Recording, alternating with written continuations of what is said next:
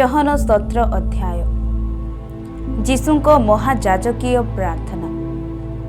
जीशु एही समस्त कथा कही स्वर्ग आड़े ऊर्ध्वदृष्टि करी कहिले, पित समय उपस्थित हेलाणी, तुम्भर पुत्र को महिमान्वित कर, जेपरी पुत्र तुम्भको महिमान्वित करते। जे प्रकार तुम्भे ताहांको जेउ जेउ लोक मानकु देइअछ, से मानकु अनंत जीवन देवा निमंते ताहांको समस्त मर्त्य उपरे अधिकार देल। आउ एकमात्र सत्य ईश्वर जे तुम्भे तुम्भको व तुम्भर प्रेरित जीशुख्रीष्ट को जानिबा अनंत जीवन अटे। तुम्भे मते जेउ कर्म करिबाकु देइअछ, ताहा मो समाप्त करी पृथ्वी रे तुम्भको महिमान्वित करिअछि। आउ एबे हे पिता, जगतर सृष्टि पूर्वे तुम्भ सहित मोहर जे महिमा थिला, तद्वारा तुम्भे मते तुम्भ सहित महिमान्वित कर। तुम्भे मते जगत मध्यरु जे लोक मानकु दान कल, मु सेमानक निकटरे तुम्भर नाम प्रकाश करिअछि। से माने तुम्भर थिले व तुम्भे सेमानकु मते दान कल, आ से माने तुम्भर वाक्य पालन करिअछन्ति। तुम्भे मते जहाँ जहाँ दान करिअछ, सेही सबु जे तुम्भठारु उत्पन्न, एहा से माने एबे बुझी अछन्ति। कारण तुम्भे मते जे समस्त वाक्य दान कल, मु सेमानकु सेही सबु दान करिअछि, आ से माने ग्रहण करिअछन्ति। पुणी मु जे तुम्भ निकटरु आसिअछि ताहा सत्य रूपे जानिअछन्ति, व तुम्भे मते प्रेरण करिअछ बोली विश्वास करिअछन्ति। मु सेमानक निमंते प्रार्थना करूअछि, जगत निमंते प्रार्थना करू नाही, किंतु तुम्भे मते जेउमानंको देइअछ सेमानक निमंते प्रार्थना करूअछि। कारण से माने तुम्भर, जहाँ जहाँ मोहर सेही सबु तुम्भर, पुणी जहाँ जहाँ तुम्भर सेही सबु मोहर। आउ मु सेमानक ठारे महिमान्वित होइअछि। मु आउ ए जगतरे रहु नाही, किंतु ए माने जगतरे रहुअछन्ति। पुणी मु तुम्भ निकटकु जाउछि। पवित्र पिता, तुम्भ नामरे सेमानकु रक्षा कर, जेउ नाम तुम्भे मते देइअछ, जेपरि आम्भे माने जे प्रकार एक, सेमाने से प्रकार एक हुअन्ति। सेमानक सहित रहुथिबा समयरे मु सेमानकु तुम्भ नामरे रक्षा करी आसिअछि। जेउ नाम तुम्भे मते देइअछ, आ मु सेमानकु सावधान रे रक्षा करिअछि। ओ धर्मशास्त्र जेपरि सफल हुए, एथि निमंते विनाशर संतान बिना सेमानक मध्यरु जणे केही विनष्ट होई नाही। किंतु एबे मु तुम्भ निकटकु जाउछि, आ सेमानक अंतरे मोहर आनंद जेपरि संपूर्ण हुए, सेथि निमंते जगतरे थाउ थाउ मु एहा सबु कहुअछि। मु सेमानकु तुम्भर वाक्य दान करिअछि, आ जगत सेमानकु घृणा करिअछि। कारण मु जेपरि ए जगतरु उत्पन्न नुहे, सेमाने सेहीपरि एही जगतरु उत्पन्न नुहंति। तुम्भे सेमानकु जगतरु घेनि जाओ बोली मु प्रार्थना करू नाही, किंतु सेमानकु मंदरु रक्षा कर बोली प्रार्थना करूअछि। मु जेपरि जगतरु उत्पन्न नुहे, सेमाने सेहीपरि जगतरु उत्पन्न नुहंति। सत्य द्वारा सेमानकु पवित्र कर, तुम्भर वाक्य तो सत्य। तुम्भे मते जेपरि जगतकु प्रेरण करिअछ, मु मध्ये सेमानकु सेहीपरि जगतकु प्रेरण करिअछि। आ सेमाने सुधा जेपरि सत्य द्वारा पवित्रकृत हुअन्ति, एथिपाई मु सेमानक निमंते आपणाकु पवित्र करूअछि।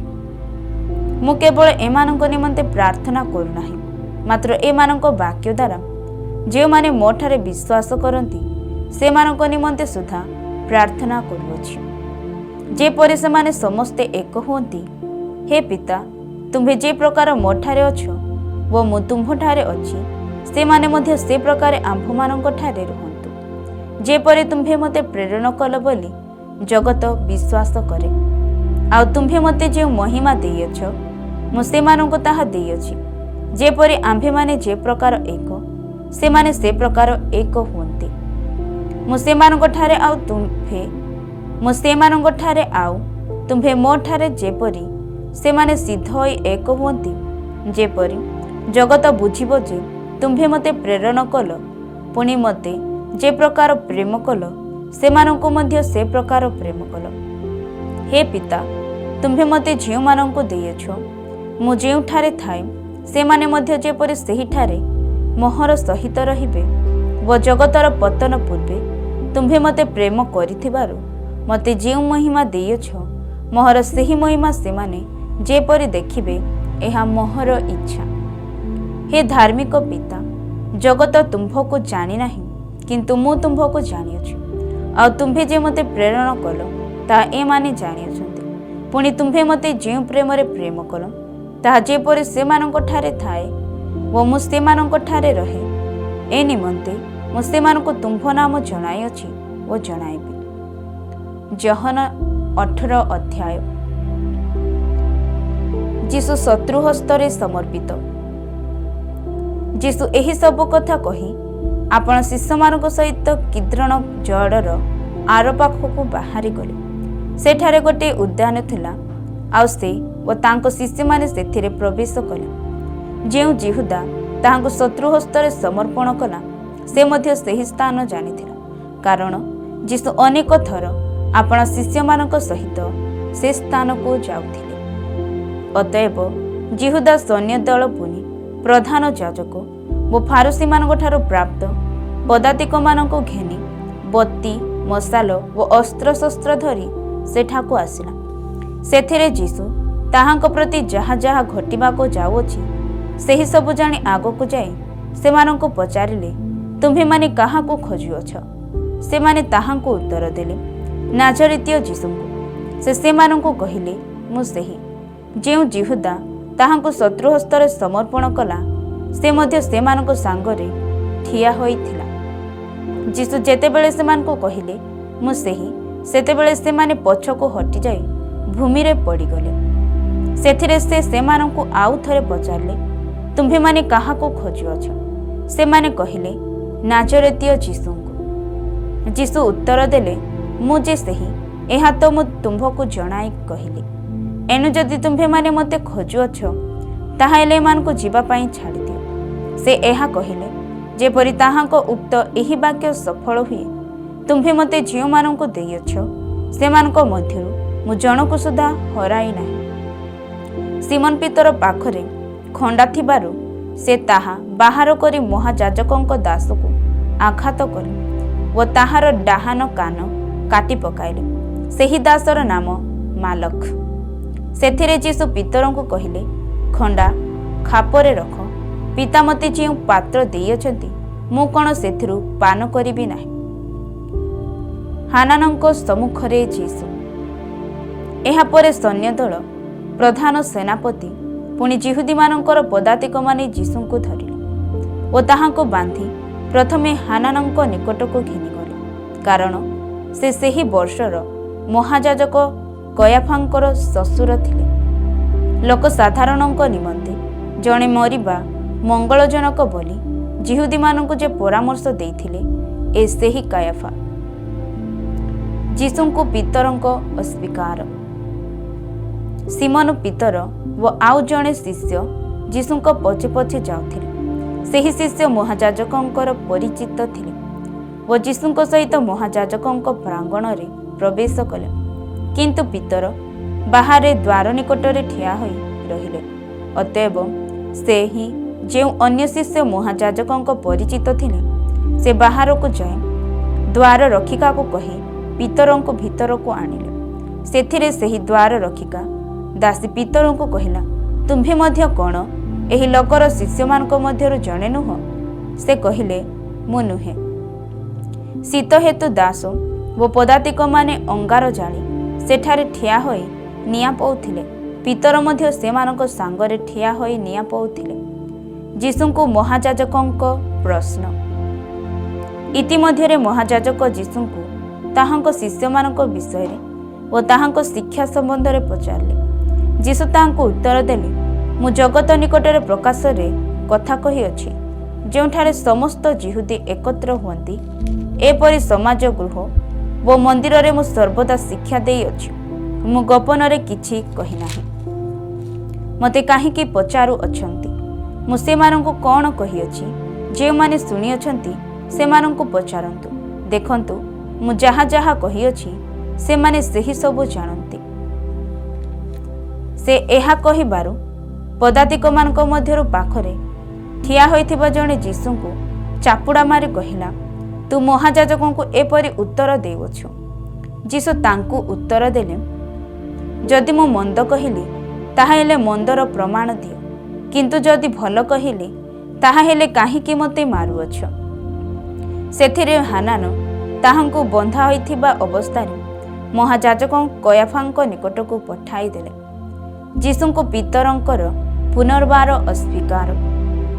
ଇତିମଧ୍ୟରେ ସିମୋନ ପିତର ଠିଆ ହୋଇ ନିଆଁ ପୋଉଥିଲେ। ସେଥିରେ ସେମାନେ ତାହାଙ୍କୁ ପଚାରିଲେ, ତୁମ୍ଭେ ମଧ୍ୟ କ'ଣ ତାହାଙ୍କ ଶିଷ୍ୟମାନଙ୍କ ମଧ୍ୟରୁ ଜଣେ ନୁହଁ? ସେ ଅସ୍ୱୀକାର କରି କହିଲେ, ମୁଁ ନୁହେଁ। ମହାଯାଜକଙ୍କ ଦାସମାନଙ୍କ ମଧ୍ୟରୁ ଜଣେ, ଅର୍ଥାତ୍ ପିତର ଯାହାର କାନ କାଟି ପକାଇଥିଲେ ତାହାର ଜଣେ ଆତ୍ମୀୟ କହିଲା, ମୁଁ କ'ଣ ତୋତେ ତାହାଙ୍କ ସାଙ୍ଗରେ ବଗିଚାରେ ଦେଖିନଥିଲି? ସେଥିରେ ପିତର ପୁନର୍ବାର ଅସ୍ୱୀକାର କଲେ, ଆଉ ସେଇ କ୍ଷଣି କୁକୁଡ଼ା ଡାକିଲା। ପିଲାତଙ୍କ ସମ୍ମୁଖରେ ଯୀଶୁ। ପରେ ସେମାନେ ଯୀଶୁଙ୍କୁ କୟାଫାଙ୍କ ନିକଟରୁ ପ୍ରାସାଦକୁ ଘେନିଗଲେ। ସେତେବେଳେ ପ୍ରାନ୍ତକାଳ ହୋଇଥିଲା, ଆଉ ସେମାନେ ଯେପରି ଅଶୁଚି ନ ହୋଇ ନିସ୍ତାର ପର୍ବର ଭୋଜ ପ୍ରତିପାଳନ କରିପାରନ୍ତି, ଏଥିନିମନ୍ତେ ନିଜେ ପ୍ରାସାଦ ମଧ୍ୟରେ ପ୍ରବେଶ କଲେ ନାହିଁ। ଅତଏବ ପିଲାତ ସେମାନଙ୍କ ନିକଟକୁ ବାହାରି ଆସି ପଚାରିଲେ, ଏ ଲୋକ ବିରୁଦ୍ଧରେ ତୁମ୍ଭେମାନେ କେଉଁ ଅଭିଯୋଗ ଆଣୁଅଛ? ସେମାନେ ତାଙ୍କୁ ଉତ୍ତର ଦେଲେ, ଏ ଲୋକଟା ଯଦି ଦୁଷ୍କର୍ମକାରୀ ହୋଇନଥାନ୍ତା ତାହେଲେ ଆମ୍ଭେମାନେ ତାହାକୁ ଆପଣଙ୍କ ହସ୍ତରେ ସମର୍ପଣ କରିନଥାନ୍ତୁ। ସେଥିରେ ପିଲାତ ସେମାନଙ୍କୁ କହିଲେ, ତୁମ୍ଭେମାନେ ଏହାକୁ ଘେନିଯାଇ ତୁମ୍ଭମାନଙ୍କ ବ୍ୟବସ୍ଥା ଅନୁସାରେ ଏହାର ବିଚାର କର। ଯିହୁଦୀମାନେ ତାହାଙ୍କୁ କହିଲେ, କାହାକୁ ପ୍ରାଣଦଣ୍ଡ ଦେବା ଆମ୍ଭମାନଙ୍କର ଅଧିକାର ନାହିଁ। ଯୀଶୁ କେଉଁ ପ୍ରକାର ମୃତ୍ୟୁଭୋଗ କରିବାକୁ ଯାଉଅଛନ୍ତି ସେଥିର ସୂଚନା ଦେଇ ସେ ଯେଉଁ ବାକ୍ୟ କହିଥିଲେ ତାହା ଯେପରି ସଫଳ ହୁଏ, ଏଥିନିମନ୍ତେ ସେମାନେ ଏହା କହିଲେ। ଅତଏବ ପିଲାତ ପୁନର୍ବାର ପ୍ରାସାଦ ମଧ୍ୟରେ ପ୍ରବେଶ କରି ଯୀଶୁଙ୍କୁ ଡାକି ତାହାଙ୍କୁ ପଚାରିଲେ, ତୁମ୍ଭେ କ'ଣ ଯିହୁଦୀମାନଙ୍କର ରାଜା? ଯୀଶୁ ଉତ୍ତର ଦେଲେ, ଆପଣ କ'ଣ ନିଜରୁ ଏହା କହୁଅଛନ୍ତି, ନା ଅନ୍ୟମାନେ ମୋ ସମ୍ବନ୍ଧରେ ଆପଣଙ୍କୁ ଏହା କହିଅଛନ୍ତି? ପିଲାତ ଉତ୍ତର ଦେଲେ, ଆମ୍ଭେ କ'ଣ ଜଣେ ଯିହୁଦୀ? ତୁମ୍ଭର ସ୍ୱଜାତି ଓ ପ୍ରଧାନ ଯାଜକମାନେ ତୁମ୍ଭକୁ ଆମ୍ଭ ହସ୍ତରେ ସମର୍ପଣ କରିଅଛନ୍ତି। ତୁମ୍ଭେ କ'ଣ କରିଅଛ? ଯୀଶୁ ଉତ୍ତର ଦେଲେ, ମୋହର ରାଜ୍ୟ ଏହି ଜଗତ ସମ୍ବନ୍ଧୀୟ ନୁହେଁ।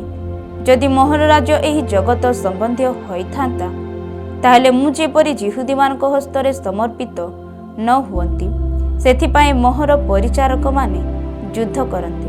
କିନ୍ତୁ ମୋହର ରାଜ୍ୟ ପ୍ରକୃତରେ ତତ୍ସମ୍ବନ୍ଧୀୟ ନୁହେଁ। ସେଥିରେ ପିଲାତ ତାହାଙ୍କୁ ପଚାରିଲେ, ତାହେଲେ ତୁମ୍ଭେ କ'ଣ ଜଣେ ରାଜା ନୁହଁ? ଯୀଶୁ ଉତ୍ତର ଦେଲେ, ଆପଣ ତ କହୁଅଛନ୍ତି ମୁଁ ଜଣେ ରାଜା। ମୁଁ ଯେପରି ସତ୍ୟ ପକ୍ଷରେ ସାକ୍ଷ୍ୟ ଦିଏ, ଏଥିନିମନ୍ତେ ମୁଁ ଜନ୍ମ ହୋଇଅଛି ଓ ଜଗତକୁ ଆସିଅଛି।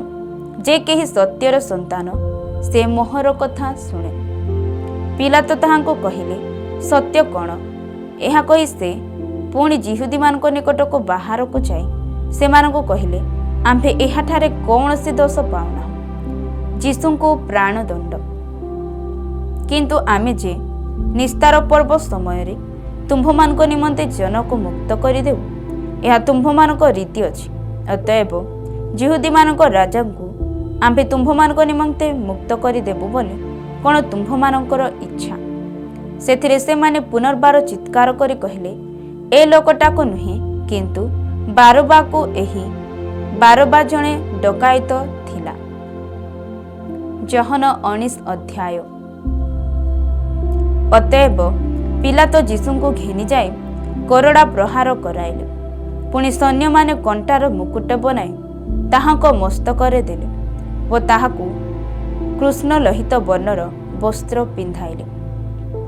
ସେମାନେ ତାହାଙ୍କ ନିକଟକୁ ଆସି କହିଲେ, ହେ ଯିହୁଦୀମାନଙ୍କର ରାଜା, ନମସ୍କାର।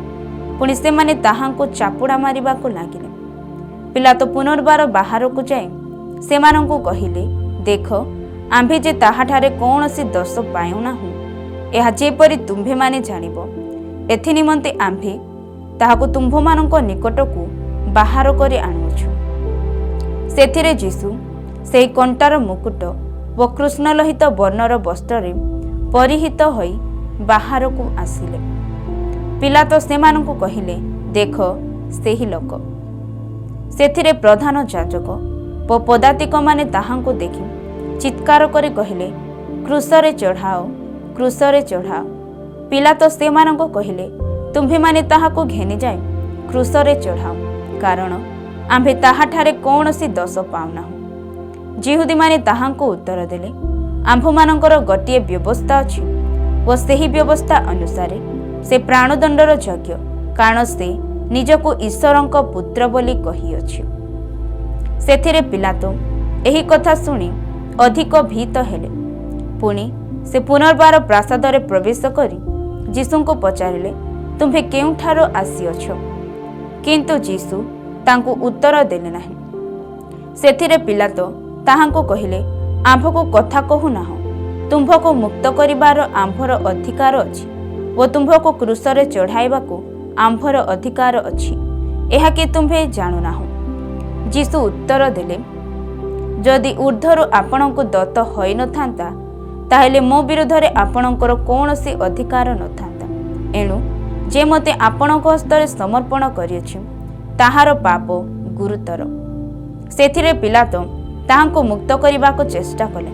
କିନ୍ତୁ ଯିହୁଦୀମାନେ ଚିତ୍କାର କରି କହିଲେ, ଯଦି ତୁମ୍ଭେ ଏହି ଲୋକକୁ ମୁକ୍ତ କର, ତାହେଲେ ତୁମ୍ଭେ କାଇସରଙ୍କର ମିତ୍ର ନୁହଁ। ଯେ କେହି ଆପଣାକୁ ରାଜା ବୋଲି କହେ, ସେ କାଇସରଙ୍କର ବିପକ୍ଷରେ କଥା କହେ।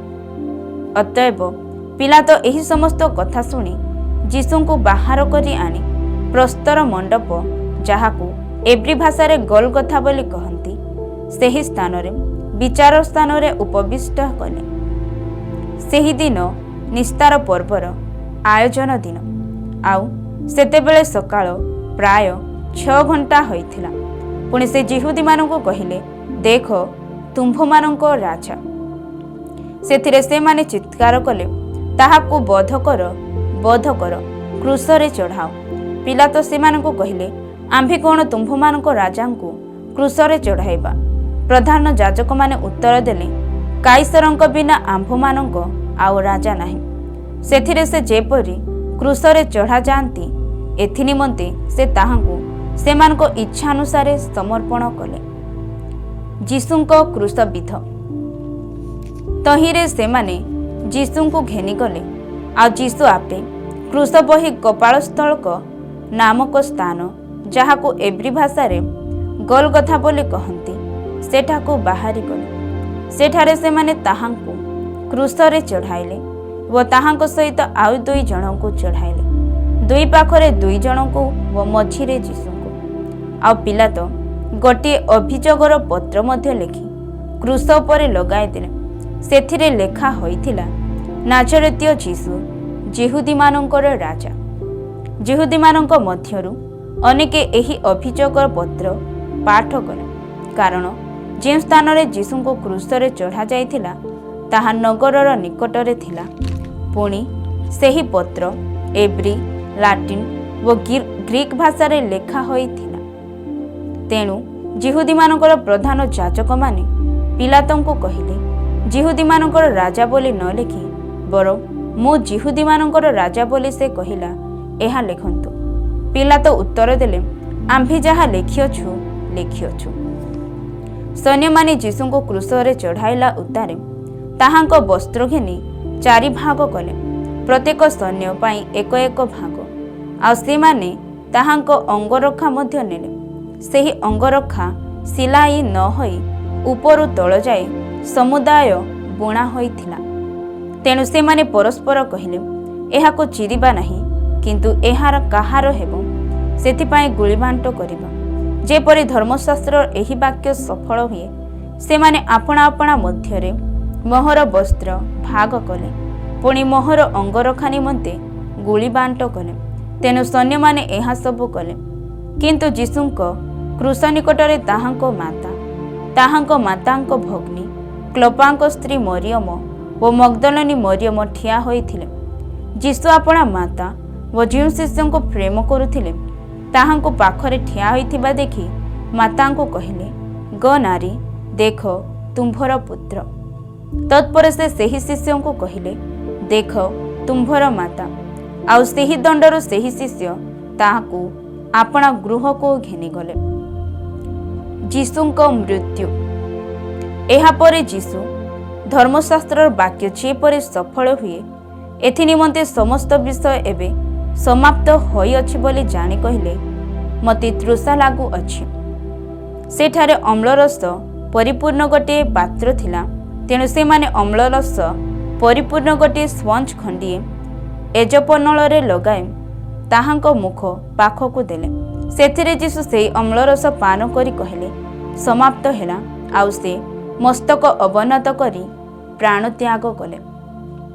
ଯୀଶୁଙ୍କ ପାର୍ଶ୍ୱଦେଶରେ ବର୍ଷାଘାତ। ସେହି ଦିନ ଆୟୋଜନ ଦିନ ଥିବାରୁ ଶରୀରଗୁଡ଼ିକ ଯେପରି ବିଶ୍ରାମ ବାରରେ କ୍ରୁଶ ଉପରେ ନ ରହେ, କାରଣ ସେହି ବିଶ୍ରାମ ବାର ମହାଦିନ ଥିଲା। ସେଥିପାଇଁ ସେମାନଙ୍କ ଗୋଡ଼ ଭଙ୍ଗାଯାଉ ଓ ସେମାନେ ଅନ୍ୟ ସ୍ଥାନକୁ ନିଆଯାଆନ୍ତୁ ବୋଲି ଯିହୁଦୀମାନେ ପିଲାତଙ୍କୁ ଅନୁରୋଧ କଲେ। ଅତଏବ ସୈନ୍ୟମାନେ ଆସି ପ୍ରଥମ ଜଣକର ଗୋଡ଼ ଓ ତାହା ସହିତ ଯେଉଁ ଜଣକ କ୍ରୁଶରେ ଚଢ଼ାଯାଇଥିଲା ତାହାର ଗୋଡ଼ ମଧ୍ୟ ଭାଙ୍ଗିଦେଲେ। ମାତ୍ର ସେମାନେ ଯୀଶୁଙ୍କ ନିକଟକୁ ଆସି ସେ ମରିଗଲେନି ବୋଲି ଦେଖି ତାହାଙ୍କ ଗୋଡ଼ ଭାଙ୍ଗିଲେ ନାହିଁ। କିନ୍ତୁ ସୈନ୍ୟମାନଙ୍କ ମଧ୍ୟରୁ ଜଣେ ବର୍ଚ୍ଛାରେ ତାହାଙ୍କ କକ୍ଷଦେଶ ବିନ୍ଧିଲା, ଆଉ ତତ୍କ୍ଷଣାତ୍ ରକ୍ତ ଓ ଜଳ ବାହାର ହେଲା।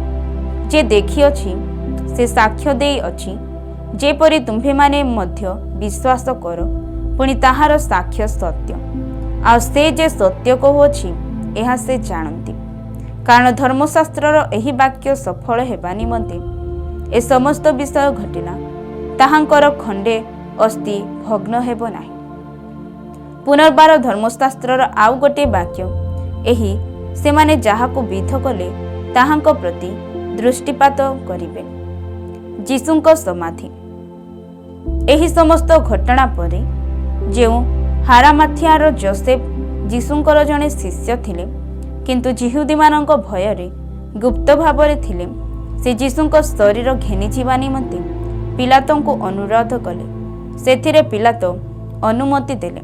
ତେଣୁ ସେ ଆସି ତାହାଙ୍କ ଶରୀର ଘେନିଗଲେ।